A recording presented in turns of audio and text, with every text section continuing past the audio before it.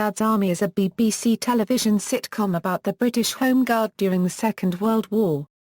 It was written by Jimmy Perry and David Croft and broadcast on the BBC television from 1968 to 1977. The sitcom ran for 9 series and 80 episodes in total, plus a radio version based on the television scripts, a feature film and a stage show. The series regularly gained audiences of 18 million viewers and is still repeated worldwide. The Home Guard consisted of local volunteers otherwise ineligible for military service either because of age or by being in professions exempt from conscription. Dad's Army deals almost exclusively with overage men, and featured older British actors, including Arthur Lowe, John Le Mesurier, Arnold Ridley and John Laurie. Younger members in the cast included Ian Lavender, Clive Dunn, Frank Williams, James Beck, and Air Raid Warden Bill Pertwee. In 2004, Dad's Army was voted 4th in a BBC poll to find Britain's best sitcom. It had been placed 13th in a list of the 100 greatest British television programmes drawn up by the British Film Institute in 2000 and voted for by industry professionals. The series has influenced popular culture in the United Kingdom, with the series' catchphrases and characters being well known. It highlighted a forgotten aspect of defence during the Second World War, although it greatly distorted the true history and function of the Home Guard. The Radio Times magazine listed Captain Mannering's "You Stupid Boy" among the 25 greatest put-downs on TV. In 2014 it was announced that Bill Nighy, Sir Michael Gambon, Toby Jones and Sir Tom Courtenay are among the stars who will appear in a big-screen remake, set to be released in 2016. Origins: originally intended to be called The Fighting Tigers, Dad's Army was based partly on co-writer and creator Jimmy Perry's experiences in the local defence volunteers. Perry was only 17 years old when he joined the 10th Hertfordshire Battalion. His mother did not like him being out at night and feared he might catch cold. He partly resembled the character of Frank Pike. An elderly lance corporal in the outfit often referred to fighting under Kitchener against the Fuzzy Wuzzies, and was the model for Corporal Jones. Other influences included the work of comedians such as Will Hay, whose film "Oh, Mr. Porter" featured a pompous ass, an old man and a young man, which gave him Mannering, Godfrey and Pike. Another influence was the Lancastrian comedian Rob Wilton, who portrayed a work-shy husband who joined the Home Guard in numerous comic sketches during WW2. Perry wrote the first script and gave it to David Croft while working as a minor actor in the Croft-produced sitcom Hugh and I, originally intending the role of the Spiff, later called Walker, to be his own. Croft was impressed and sent the script to Michael Mills, the BBC's head of comedy. After addressing initial concerns that the programme was making fun of the efforts of the Home Guard, the series was commissioned. In his book Dad's Army, Graham McCann explained that the show owes much to Michael Mills. It was he who renamed the show Dad's Army. He did not like Brightsay-on-Sea, so the location was changed to Warmington-on-Sea. He was happy with the names for the characters Mannering, Godfrey and Pike, but not with other names, and he made suggestions. Private Jim Duck became Fraser, Joe Fish became Joe Walker and Jim Jones became Jack Jones. He also suggested adding a Scot. Jimmy Perry had produced the original idea but needed an experienced man to see it through. Mills suggested David Croft, and so their partnership began. When an episode was shown to members of the public, to gauge audience reaction prior to broadcast of the first series, the majority of the audience thought it was very poor. The production team put the report containing the negative comments at the bottom of David Croft's in-tray. He only saw it several months later, after the series had been broadcast and had received great acclamation. Situation: the show is set in the fictional seaside town of Warmington-on-Sea, on the south coast of England. The local Home Guard platoon would be on the front line in the event of an invasion across the English Channel. The first series has a loose narrative thread, with Captain Mannering's platoon being formed and equipped initially with wooden guns and LDV armbands and later on with full army uniforms. The platoon is part of the Queen's Own Royal West Kent Regiment. The first episode, The Man and the Hour, begins with a scene set in the present day of 1968, in which Mannering addresses his old platoon as part of the contemporary I'm Backing Britain campaign. The prologue opening was a condition imposed after initial concerns of Paul Fox, the controller of BBC One, that it was belittling the efforts of the Home Guard. After Mannering relates how he had backed Britain in 1940, the episode proper begins. Dada unregistered trademark S Army is thus told in flashback, although the final episode does not return to 1968. Later episodes are largely self-contained, albeit referring to previous events and with additional character development. As the comedy in many ways relies on the platoon's lack of participation in the Second World War, opposition to their activities has to come from another quarter, and this is generally provided by air raid precautions Warden Hodges and sometimes by the verger of the local church or by Captain Square and the neighbouring Eastgate Home Guard platoon. The group does have some encounters related to the enemy, such as downed German planes, a U-boat crew, parachutes that may have been German and German mines. An IRA suspect appears in Absent Friends. The humour ranges from the subtle to the slapstick. Jones had several catchphrases, including "Don't panic. They don't like it Upham," "Permission to speak, sir," and "Talk about the fuzzy wuzzies." Mannering says "you stupid boy" to Pike in many episodes. The first series occasionally includes darker humour, reflecting that, especially early in the war, the Home Guard was woefully under-equipped but was still prepared to have a crack at the Wehrmacht. For instance, in the episode The Battle of Godfrey unregistered trademark S Cottage, the platoon believes an enemy invasion is underway. Mannering, Godfrey, Fraser and Jones decide to stay at the cottage to delay any German advance, to allow the regular army time to arrive with reinforcements. "It'll probably be the end of us, but we're ready for that, aren't we, men?" says Mannering. "Of course," replies Fraser. Characters. The show's main characters were, Captain George Mannering, the pompous, if essentially brave and unerringly patriotic local bank manager. Mannering appointed himself leader of his town's contingent of local defense volunteers. He had been a lieutenant in the First World War, but is embarrassed by the fact that he never saw combat, being sent to France after the armistice and then part of the Army of Occupation in Germany. Sergeant Arthur Wilson, a diffident, upper-class bank employee who would quietly question Mannering's judgment. Wilson actually had served as a captain in the First World War, but he does not admit that until the end of the series. He lodges with the Pike family, and is implied to be in a relationship with the widowed Mrs. Pike, although this is never explicitly stated. Lance Corporal Jack Jones, the local butcher, born in 1870.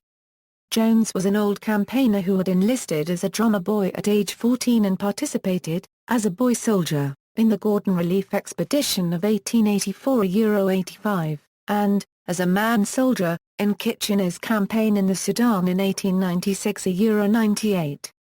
Private James Fraser, a Scottish undertaker and a former chief petty officer on HMS Defiant in the Royal Navy. He served at the Battle of Jutland as a ship's cook and also has a medal for having served on Shackleton's Antarctic expedition. Private Joe Walker, a black market spiff, the Cockney Walker was the only fit, able-bodied man of military age in Warmington-on-Sea's Home Guard. He was discharged from the regular armed forces because of an allergy to corned beef. Private Charles Godfrey, a retired shop assistant, who had worked at the Army and Navy store in London. He lives in Warmington with his elderly sisters and serves as the platoon's medical orderly. He often gets caught short, and needs to be excused. A conscientious objector during the First World War, he was nevertheless awarded the Military Medal for heroic actions as a combat medic. He also demonstrated bravery during his Home Guard service. Private Frank Pike, the youngest of the platoon, a cosseted mother's boy, constantly wearing a thick scarf with his uniform to prevent illness, and often the target of Mannering's derision. He works for Mannering in his day job as an assistant bank clerk. ARP Warden William Hodges, the platoon's major rival and nemesis. Mannering looks down on him as a greengrocer. As an ARP warden, he is always demanding that people put that light out. Supporting characters included, the Reverend Timothy Farthing, the effete, huffy vicar of St Aldhelm's Church, He reluctantly shares his church hall and office with Mannering's platoon. Maurice Yateman, the brash verger at St Aldhelm's Church and scoutmaster of the local Sea Scout troop. He is often hostile to the platoon while frequently sycophantic to the vicar, who often struggles to tolerate him. Mrs. Mavis Pike, Pike's overbearing widowed mother and Sergeant Wilson's lover. She and Wilson have been in a relationship for more than 17 years, and Warmington is rife with gossip about them. Wilson actually asks her to marry him in one episode, but that is conveniently forgotten for the rest of the series. Mrs. Fox, a glamorous local widow to whom Jones is attracted and finally marries in the last episode. She is a regular customer at his shop, and helps the platoon with official functions. In the episode Mum's Army, she gives her Christian name as Marcia, but by the final episode of the show she has become Mildred. Private Sponge, a sheep farmer. He represents the members of the platoon not in Corporal Jones' first section, and thus has only occasional speaking parts while nonetheless appearing in the majority of episodes. Private Cheeseman, a Welshman who works for the town newspaper. He joined the Warmington-on-Sea platoon during the 7th series after the sudden death of James Beck, who played Private Walker. Captain Square, the pompous commanding officer of the rival Eastgate platoon. He is frequently at loggerheads with Mannering and has the catchphrase, "You blithering idiot." Elizabeth Mannering, Mannering's reclusive, paranoid and domineering wife who is never seen on screen. Her marriage with Mannering is not a happy one and Mannering does his best to avoid her at any given opportunity. The marriage is childless. Opening and closing credits. The show's opening titles were originally intended to feature footage of refugees and Nazi troops, to illustrate the threat faced by the Home Guard. Despite opposition from the BBC's head of comedy Michael Mills, Paul Fox, the controller of BBC One, ordered that these be removed on the grounds that they were offensive. The replacement titles featured the now familiar animated sequence of swastika-headed arrows approaching Britain. The opening titles were updated twice. Firstly in Series 3, adding color and noticeably better animation, and then again in Series 6, which made some slight tweaks to the animation. There were two different versions of the closing credits for the show. The first version, used in Series 1 and 2, simply showed footage of the main cast superimposed over a still photograph, with the crew credits rolling over a black background. The more familiar closing credits, introduced in Series 3, were a homage to the end credits of the film The Way Ahead which had covered the training of the platoon during the war. In both instances, each character is shown as they walk across a smoke-filled battlefield. One of the actors in Dad's Army, John Laurie, also appeared in that film, and his performance in the end credits of The Way Ahead appears to be copied in the sitcom. Coincidentally, the film's lead character is named Lieutenant Jim Perry. Music. The show's theme tune, "Who Do You Think You Are Kidding, Mr. Hitler?" was Jimmy Perry's idea, intended as a gentle pastiche of wartime songs. It was the only pastiche in the series, as the other music used was contemporary to the 1940s. Perry wrote the lyric himself, and composed the music with Derek Taverner. Perry persuaded one of his childhood idols, wartime entertainer Bud Flanagan, to sing the theme for 100 guineas. Flanagan died less than a year after the recording. The version played over the opening credits differs slightly from the full version recorded by Flanagan. An abrupt and rather conspicuous edit removes, for timing reasons, 2 lines of lyric with a middle 8 tune, "So watch out Mr. Hitler, you have met your match in us if you think you can crush us, we're afraid you've missed the bus." Bud Flanagan's full version appears as an Easter egg on the first series DVD release, and on the authorized soundtrack CD issued by CD41. Arthur Lowe also recorded a full version of the theme. The music over the opening credits was recorded at Riverside Studios, Bud Flanagan being accompanied by the orchestra of the Band of the Coldstream Guards. The closing credits feature an instrumental march version of the song played by the Band of the Coldstream Guards conducted by Captain Trevor L. Sharp, ending with the air raid warning sirens sounding all clear. It is accompanied by a style of credits that became a trademark of David Croft, the caption "You have been watching," followed by vignettes of the main cast. The series also contains genuine wartime and period songs between scenes, usually brief quotations that have some reference to the theme of the episode or the scene. Many appear on the CD soundtrack issued by CD41, being the same versions used in the series. TV episodes. The television series lasted 9 series and was broadcast over 9 years, with 80 episodes in total, including 3 Christmas specials and an hour-long special. At its peak, the program regularly gained audiences of 18.5 million. There were also 4 short specials broadcast as part of Christmas Night with the Stars in 1968, 1969, 1970 and 1972. Missing episodes equals. The first 2 series were recorded and screened in black and white, while series 3 to 9 were recorded and screened in color. Even so, one episode in series 3, Room at the Bottom, formerly only survived in black and white, and remains on the official DVDs in this form. This episode has benefited from color recovery technology, using a buried color signal in the black and white tele-recording to restore the program, and was transmitted on December 13, 2008 on BBC Two.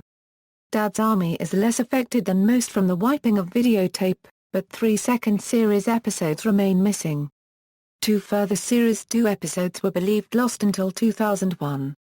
2 of the 3 missing episodes have since been performed as part of the latest stage show. In 2008, soundtracks of the missing episode A Stripe for Fraser, and the 1968 Christmas special Present Arms were recovered. Films. 1971 film equals. In common with many British sitcoms of that era, in 1971 Dad's Army was made into a feature film. Back as Columbia Pictures imposed arbitrary changes, such as recasting Liz Fraser as Mavis Pike and filming outdoors in Chalfont St Giles rather than Thetford, which made the cast unhappy. The director, Norman Cohen, whose idea it was to make the film, was nearly sacked by the studio. Jimmy Perry and David Croft wrote the original screenplay. This was expanded by Cohen to try to make it more cinematic.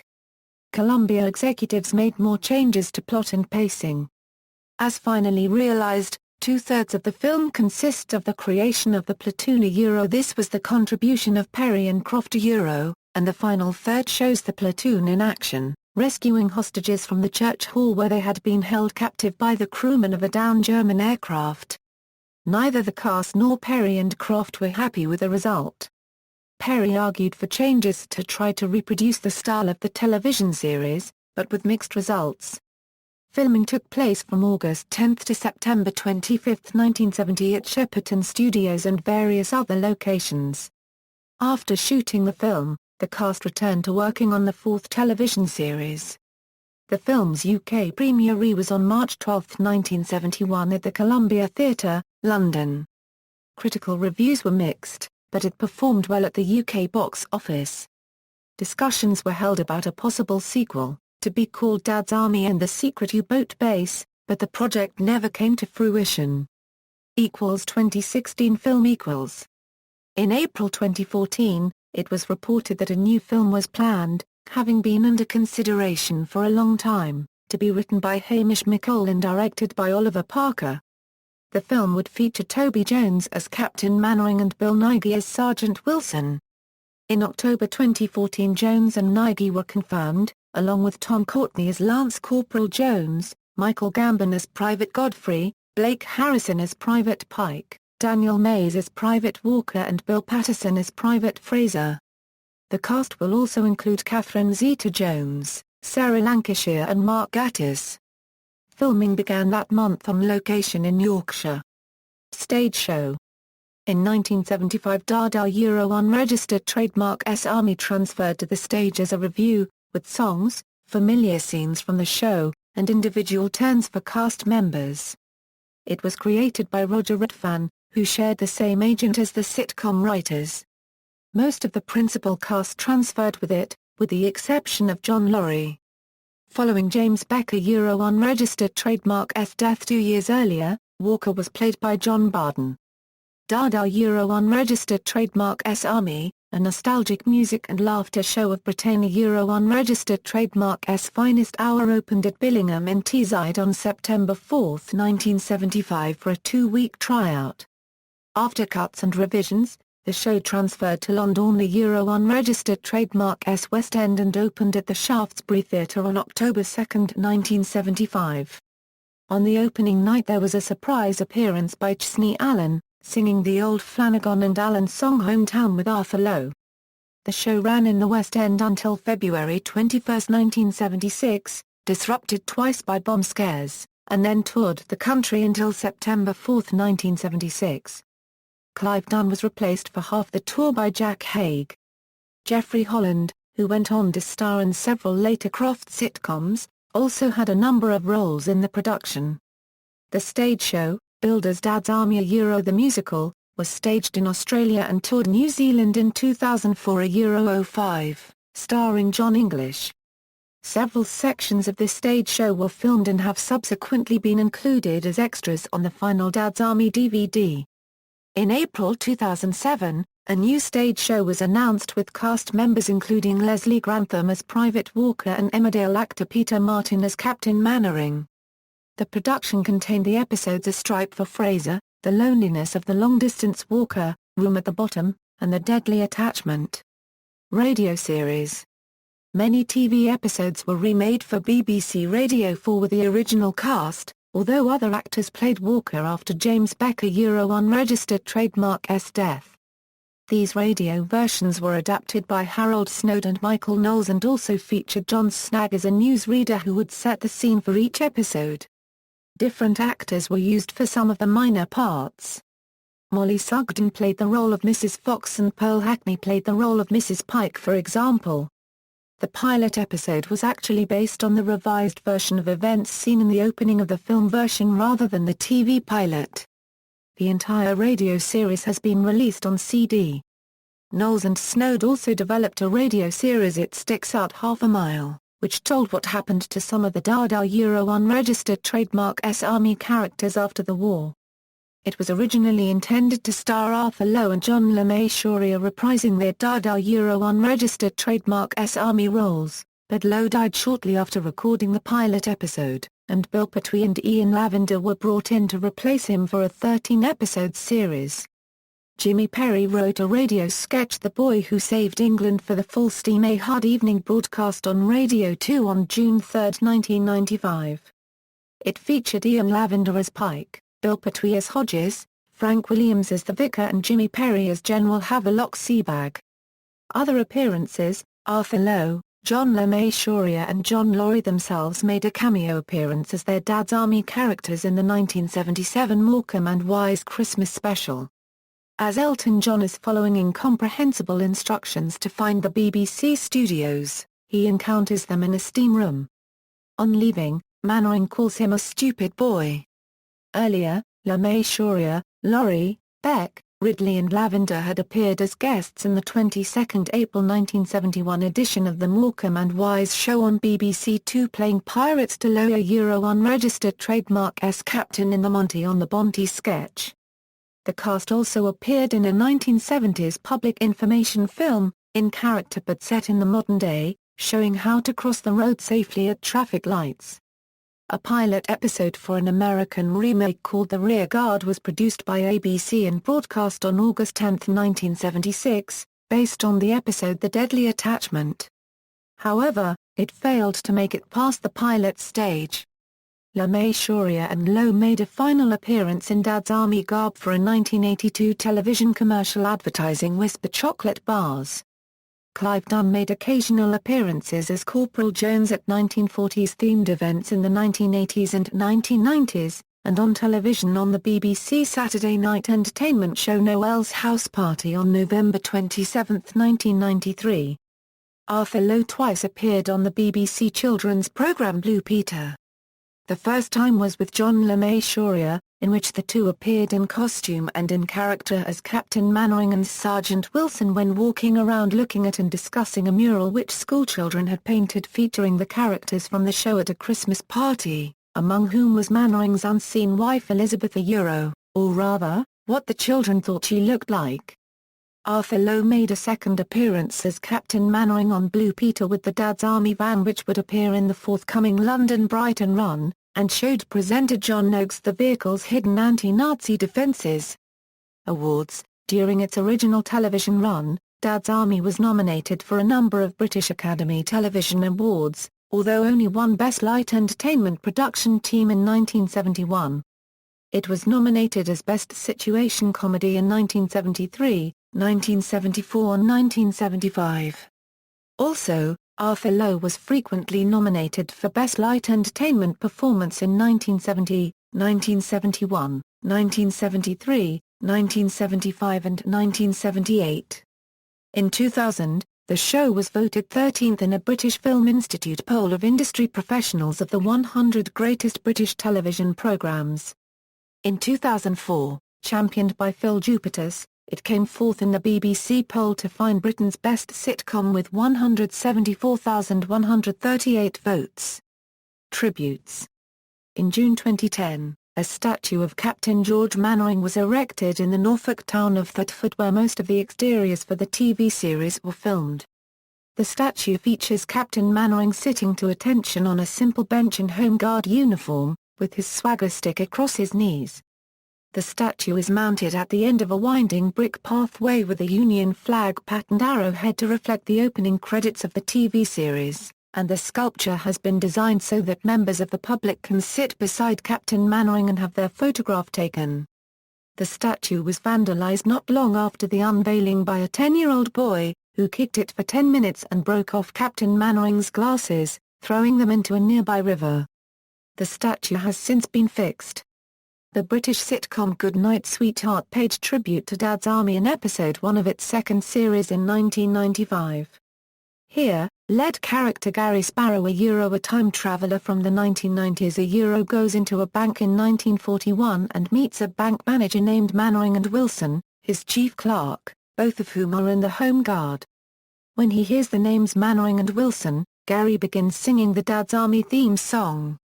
Cultural influence. The characters of Dad's Army and their catchphrases are well known in the UK due to the popularity of the series when originally shown and the frequency of repeats. Jimmy Perry recalls that before writing the sitcom, the Home Guard was a largely forgotten aspect of Britain's defence in the Second World War, something which the series rectified.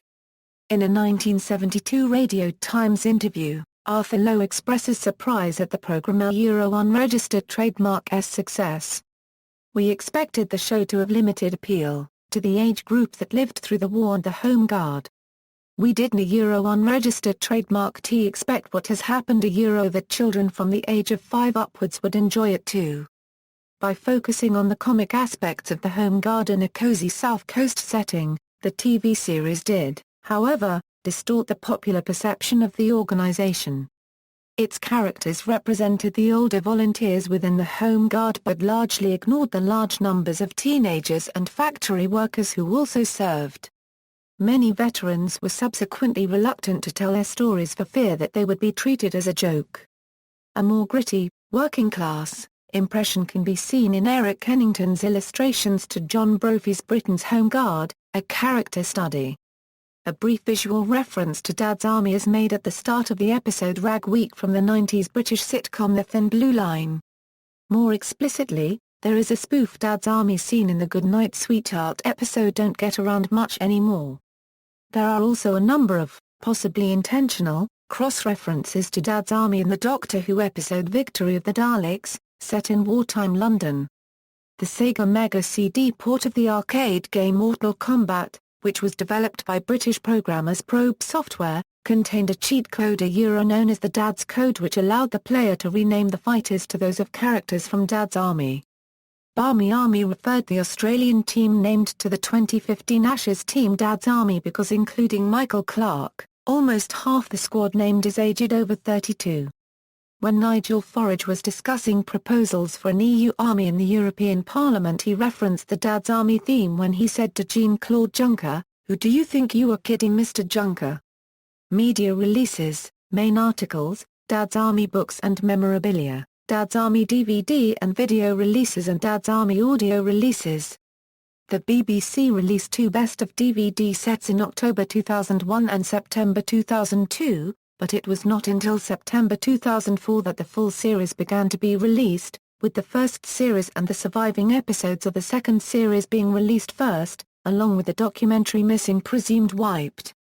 By November 2007, the entire series had been released, with the final edition featuring the specials The Battle of the Giants, The Love of Three Oranges, and My Brother and I, along with various other appearances including several Christmas Night with the Stars sketches and excerpts from the stage show. The DVDs also include short individual biographical documentaries about the characters and their actors called We Are the Boys. The Columbia film adaptation is also available, although as this is not a BBC production, this is not included in the boxed set. See also: Dad's Army Appreciation Society, Dad's Army Museum, Charles Burrell Museum, Blitz and Pieces, Jones Van. References, Notes. Further reading: Croft, David. Perry, Jimmy. Weber, Richard. Dada Euro Unregistered Trademark S. Army, The Complete Scripts. Orion. ISBN 0-7528-6024-0, Croft, David. You have been watching The Autobiography of David Croft. BBC Consumer Publishing. ISBN 0-563-48739-9, Croft, David. Perry, Jimmy. Weber, Richard. The Complete AZ of Dada Euro Unregistered Trademark S. Army. Orion. ISBN 0-7528-1838-4, McCann, Graham. Dad's Army, The Story of a Classic Television Show. Fourth Estate. ISBN 1-84115-308-7. Mackenzie, Simon. The Home Guard, A Military and Political History. OUP. ISBN 0-19-820577-5. Perry, Jimmy. A Stupid Boy. Arrow. ISBN 0-09-944142-X. External links, guides, Dad's Army at the former BBC Guide to Comedy, Dad's Army at BBC Programmes, Dad's Army at TV.com, Dad's Army at the Internet Movie Database, Dad's Army at the BFI Screen Online, Dad's Army at the British Comedy Guide, Dada Euro Unregistered Trademark S. Army at the Encyclopedia of Television, Dad's Army Soundtrack CD at CD41, Miscellaneous, Dad's Army Museum Thetford, BBC Treasure Hunt site, Guardian article Euro Jimmy Perry and David Croft talk about their writing relationship, Dad's Army at the BBC Archive, Home Guard history and photographs of UK World War II. Invasion Defences, Dad's Army film locations in Norfolk, Dad's Army TV and film locations in Norfolk, Dad's Army podcast, Bill Pertwee interview Euro April 2010, filming locations from Dad's Army, Croft and Perry podcast,